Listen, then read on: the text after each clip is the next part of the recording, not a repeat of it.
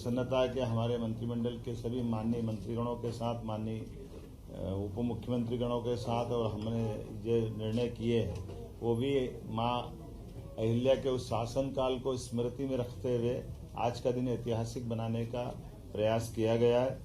मुझे इस बात की प्रसन्नता है कि आज जब हम यहाँ अहिल्या माता की नगरी में आए तो सबसे पहले हम माँ अहिल्या के उस किले में उनकी राजगद्दी को नमन करते हुए माँ नर्मदा के पूजन आशीर्वाद के बाद मीटिंग में गए, और खास करके दोनों पक्ष के हमारे होलकर वंश के यहाँ के रिचर्ड साहब जो वर्तमान में राजगद्दी के उत्तराधिकारी हैं, और माँ अहिल्या के मायका पक्ष से हमारे राम शिंदे जी जो चेयरमैन महाराष्ट्र लेजिस्लेटिव काउंसिल के भी माननीय अध्यक्ष हैं, वो हमारे बीच मौजूद हैं और मौजूद थे, जिनके आधार पर हमने अहिल्या माता के दोनों वंशों से जुड़कर के इस भावना को प्रकटीकरण किया है।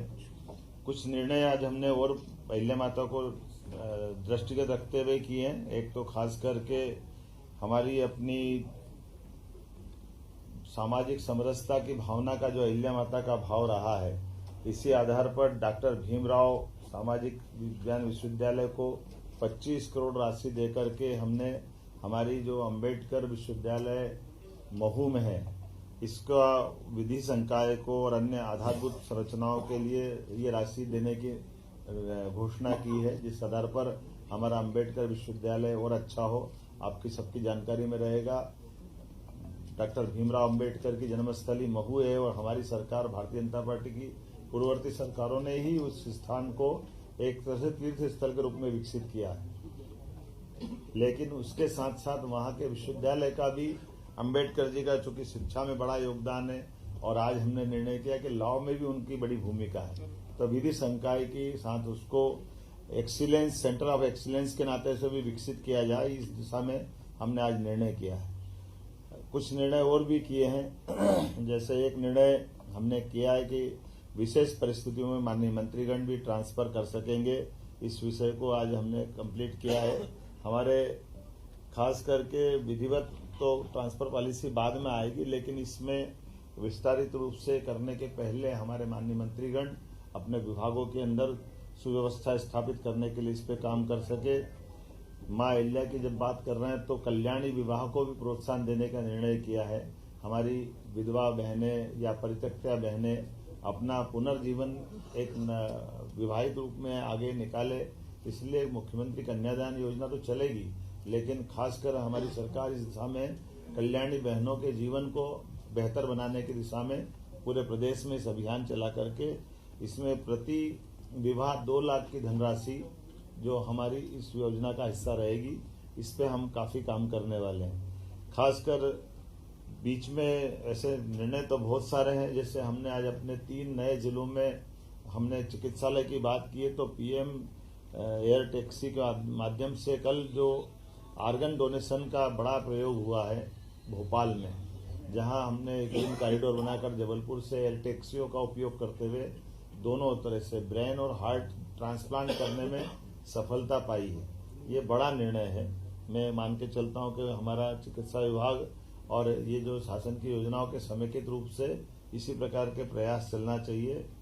आज एक और निर्णय हमारा किसानों से संबंधित हुआ है। हमारी लोकमाता के जमाने में भी उनने किसानों को कुएं से पानी लेकर के खेती को प्रोत्साहन देने के निर्णय किए थे और बगीचे लगाने के लिए प्रेरित किया।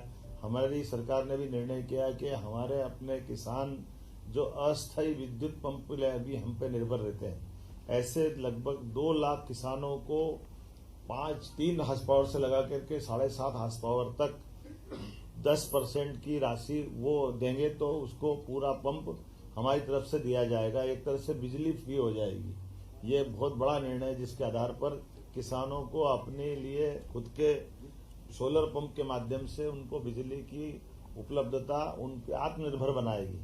जो किसान या अन्नदाता ऊर्जादाता बने, इस भाव के आधार पर आगे जाकर के हम अपने 30 लाख बाकी स्थायी कनेक्शन वाले हैं उनको भी पॉलिसी बना के आगे की समय डिक्लेयर करेंगे, लेकिन अभी अस्थायी पंप धारकों को ये बड़ी मदद देने का आज निर्णय किया है। मैं उम्मीद करता हूं इसी के साथ साथ जो एक बड़ा निर्णय हुआ है मंत्रिपरिषद के माननीय मंत्रीगणों के बीच में कि हमारे बीच में ये जो कल डॉक्टर भीमराव अंबेडकर सेतु की जो सौगात भोपाल में दी है, इसके बाद 180 करोड़ की लागत से एक नया सेतु और भोपाल के लिए मंजूर किया गया है, जिसके आधार पर भोपाल की जो खासकर अपने आवागमन के लिए यातायात की दृष्टि से वो बावड़िया भाऊ है ना, बावड़िया भाऊ क्या बोलते हैं, बावड़िया कला, ये हमारी श्रीमती कृष्णा गौड़ जी की विधानसभा के पास का हिस्सा है, लेकिन यातायात की दृष्टि से इसका बड़ा एक लाभ मिलेगा। तो कुल मिलाकर के जब ग्लोबल इन्वेस्टर समिट हम कर रहे हैं भोपाल में, तो भोपाल की होने वाली ग्लोबल इन्वेस्टर समिट का भी प्रेजेंटेशन, पावर प्रेजेंटेशन के माध्यम से पूरा माननीय मंत्रीगणों के सामने सीएस और पीएस ने रखा है।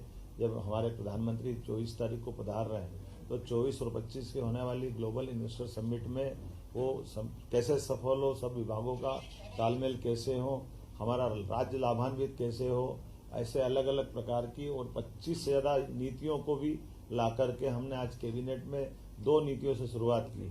हर विभाग की सुगमता के साथ व्यापार व्यवसाय में बढ़ावा देने वाली और कुल मिलाकर के राज्य की अनुकूलताओं से बाकी लोग लाभान्वित कैसे हो और राज्य भी लाभ कैसे उठाए, इस दिशा में हमने बड़ा निर्णय किया है। आज ये गेमिंग से लेकर के एक और खास करके और आखिरी एक बड़ी जिसकी आपको सबको इंतजार है, हमने तय किया कि धीरे धीरे करके राज्य से आगे जाकर के शराबबंदी की तरफ राज्य बढ़े। उस सिलसिले में हमने नीतिगत निर्णय लिया कि पहले चरण में जो 17 हमारे अलग अलग प्रकार के नगर हैं, उन नगर से नगर पालिका, नगर परिषद, नगर पंचायत, इनके अंदर शराब की दुकानें बंद कराएंगे और इन दुकानों को दूसरी जगह शिफ्ट भी नहीं करेंगे। ये हमेशा के लिए बंद कराने का इसमें निर्णय किया है। इसमें 17 धार्मिक नगरों में से 1 नगर निगम है, 6 नगर पालिका है, 6 नगर परिषद है, 6 ग्राम पंचायत है। और ये जैसे उज्जैन नगर निगम संपूर्णतः शराब की दुकानों से बंदी रहेगी। दतिया नगर पालिका, यहाँ भी यही पूरी शराबबंदी रहेगी। पन्ना ये भी नगर पालिका है, नगर पालिका क्षेत्र में शराब की दुकानें बंद रहेगी।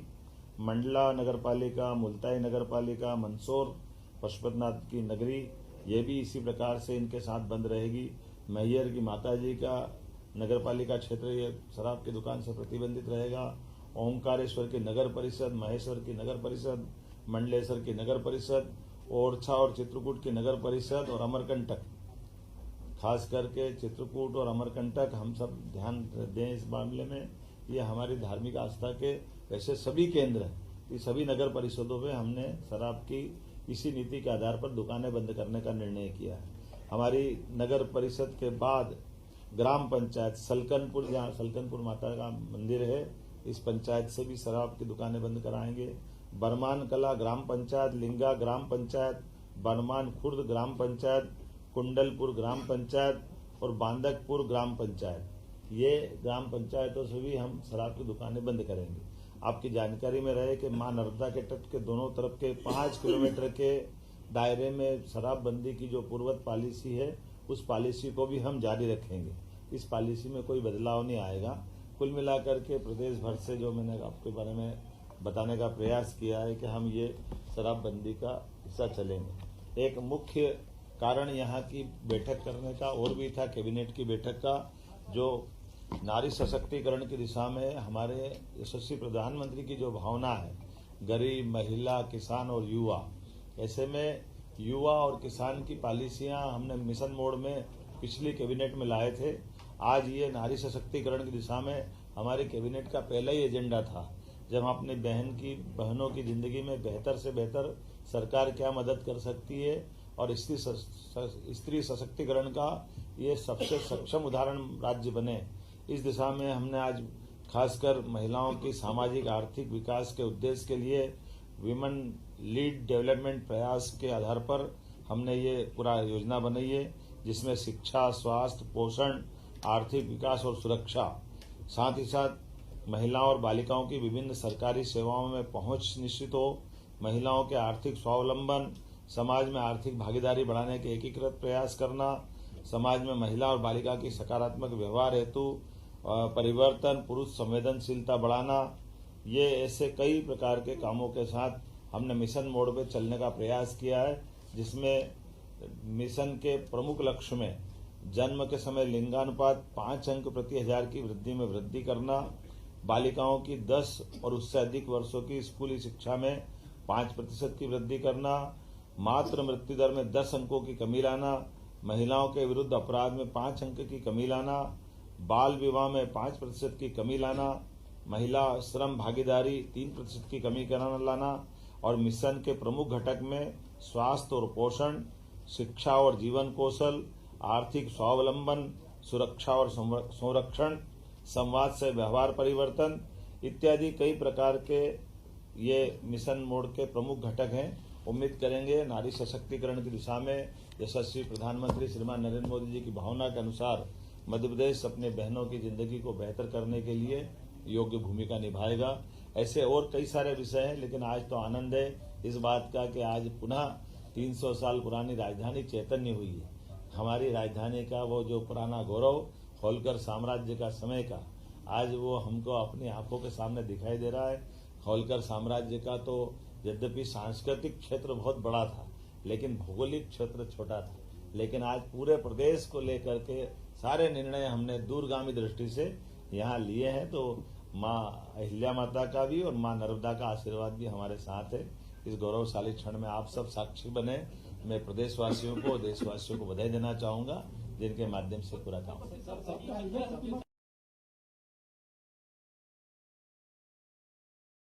दुकानें बंद कर दी ना। दुकान जब मिलेगी नहीं तो कहां से पिएगा।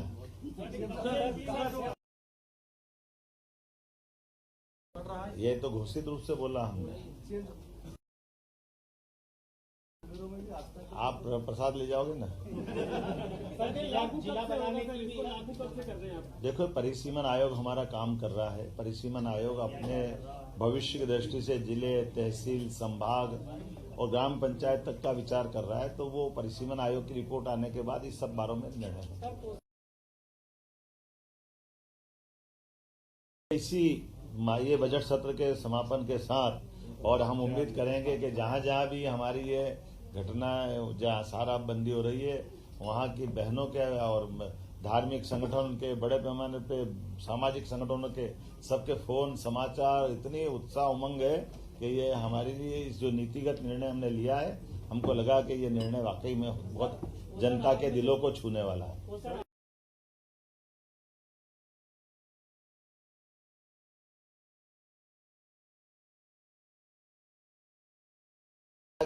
सारी बात आ गई। बहुत धन्यवाद।